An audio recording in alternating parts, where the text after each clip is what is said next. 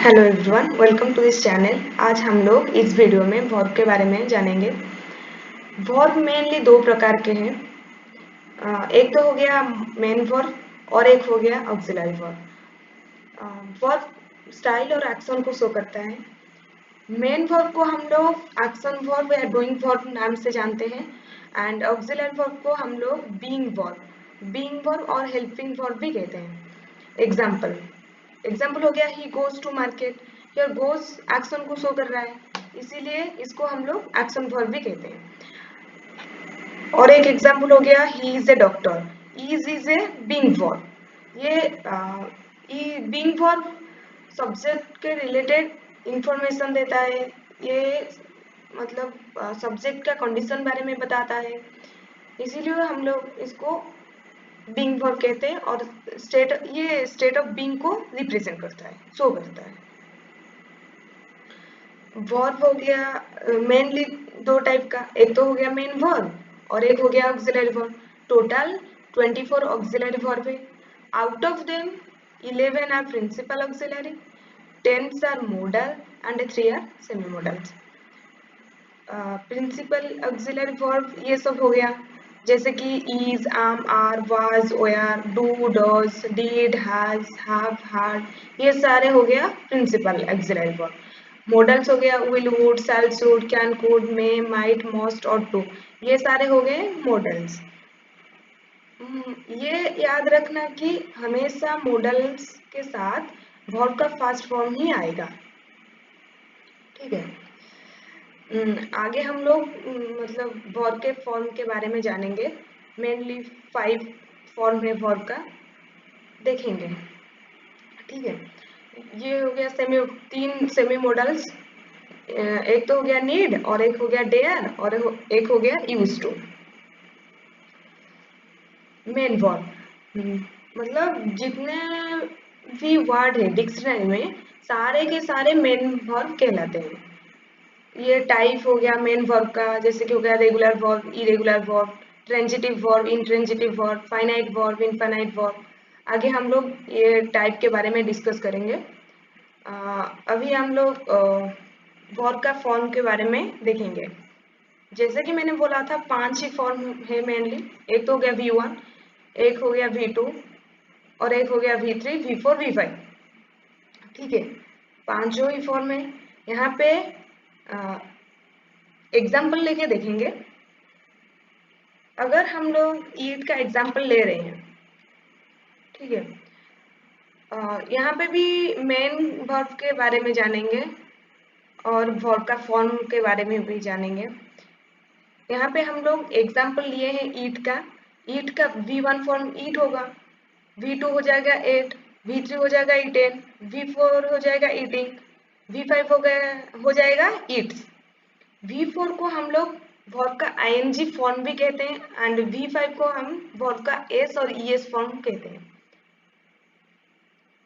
तो यहाँ पे ईट एक पैटर्न फॉलो कर रहा है, पैटर्न शो कर रहा है, तो इसीलिए हम लोग इसको रेगुलर वर्ब कहेंगे, मतलब बोलेंगे ये है एक रेगुलर वर्ब। ईट है हो गया एक रेगुलर वर्ब। अगर ये पैटर्न को शो नहीं करता तो फिर हम लोग इसको इरेगुलर वर्ब कहते हैं। जैसे कि और एग्जांपल हो गया कि कट। कट का V1 हो जाएगा कट, V2 हो जाएगा कट, V3 हो जाएगा कट, V4 हो जाएगा कटिंग, V5 हो जाएगा कट्स। यहाँ पे एक पैटर्न फॉलो नहीं कर रहा है। जैसे कि कट मतलब 3 बार यहाँ पे रिपीट हुआ है। अगर कोई भी वर्ब का फॉर्म 2 बार से ज्यादा रिपीट हो रहा है या 2 बार रिपीट हो रहा है, उसको हम लोग इरेगुलर वर्ब कहेंगे, ठीक है। तो यहाँ पे कॉट 3 बार रिपीट हो रहा है, इसीलिए ये एक क्या हो गया, इरेगुलर वर्ब हो गया। इरेगुलर वर्ब मेन वर्ब का एक टाइप है ना, रेगुलर इरेगुलर वर्ब, यही हो गया। यहाँ पे मोर देन 2 फॉर्म रिपीट हो रहा है। और एक एग्जांपल जैसे कि बाय। बाय का V1 बाय हो गया, V2 वॉट हो गया, V3 वॉट हो गया। यहाँ पे भी वर्ब का second and third form repeat हो रहा है, इसीलिए इसको भी इरेगुलर वर्ब कहेंगे, ठीक है। यहाँ पे वर्ब का एक एक फॉर्म डिस्कस करेंगे। फर्स्ट तो हो गया V1 फॉर्म। मतलब V1 फॉर्म को हम लोग वर्ब का फर्स्ट फॉर्म कहते हैं। एग्जाम्पल हो गया इसका, गो हो गया, ईट हो गया।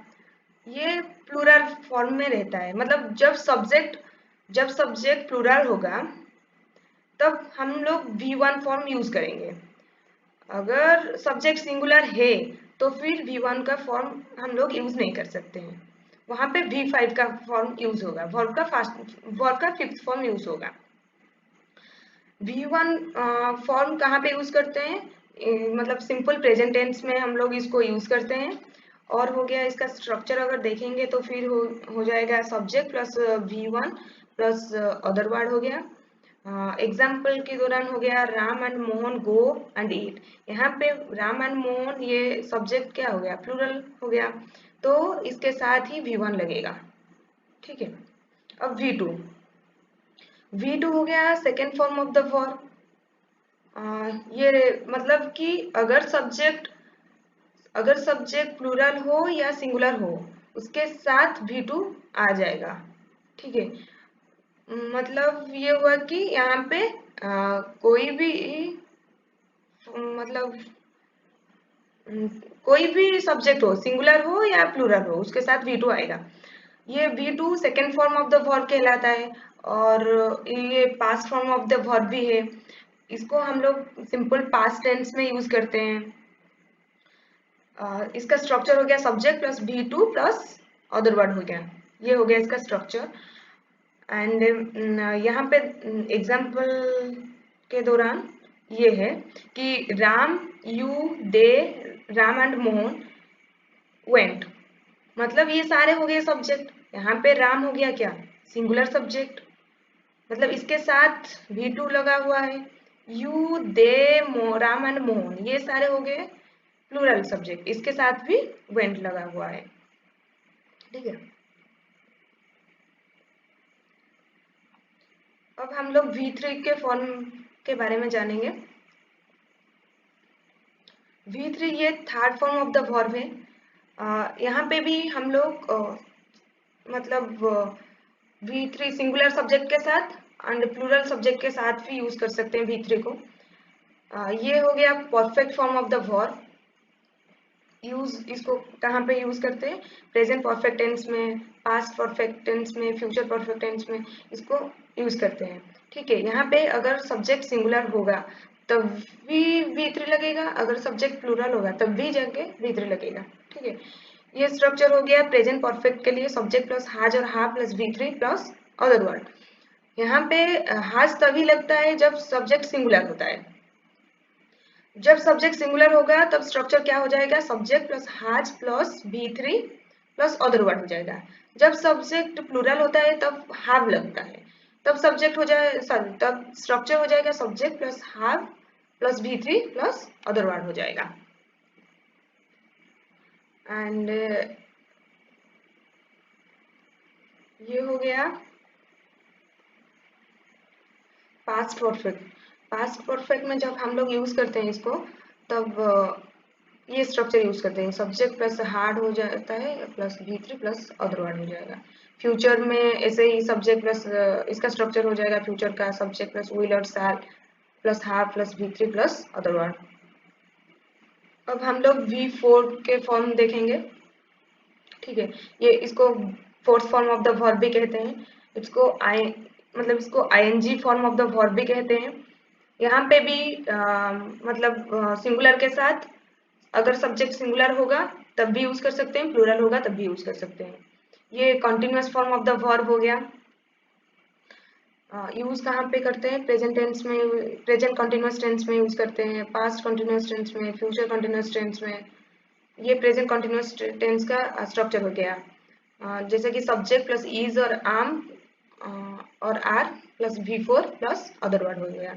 अगर सब्जेक्ट हम लोगों को पता है कि अगर सब्जेक्ट सिंगुलर होता है तब हम लोग इज का यूज करते हैं, अगर सब्जेक्ट प्लूरल होता है तब हम लोग आम और आर का प्रयोग करते हैं और यूज करते हैं। ठीक है। अगर सब्जेक्ट सिंगुलर होगा तो स्ट्रक्चर हो जाएगा सब्जेक्ट इज प्लस इज हो जाएगा प्लस V4 हो जाएगा प्लस अदर वर्ड हो जाएगा। यहाँ पे सिंगुलर के साथ भी लगता है V4, प्लूरल के साथ, जैसे कि हो गया आम आर, ये सब हो जाएगा। सब्जेक्ट अगर प्लूरल होगा ये आम आर लगेगा, फिर V4 भी लगेगा, ठीक है।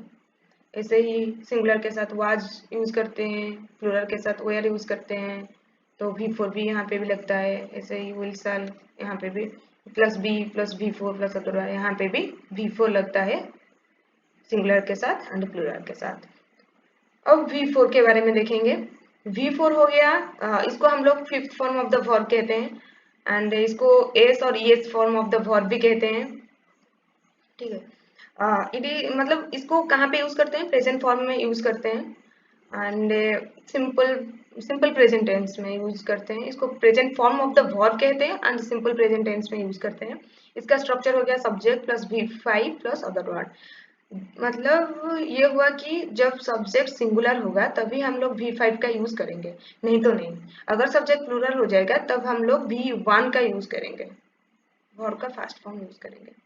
एग्जाम्पल के दौरान ये हो गया he she Ram goes, your he singular, she भी सिंगुलर और राम भी सिंगुलर, सारे के सारे सिंगुलर। जब सब्जेक्ट सिंगुलर होंगे तब हम लोग V5 का यूज करेंगे।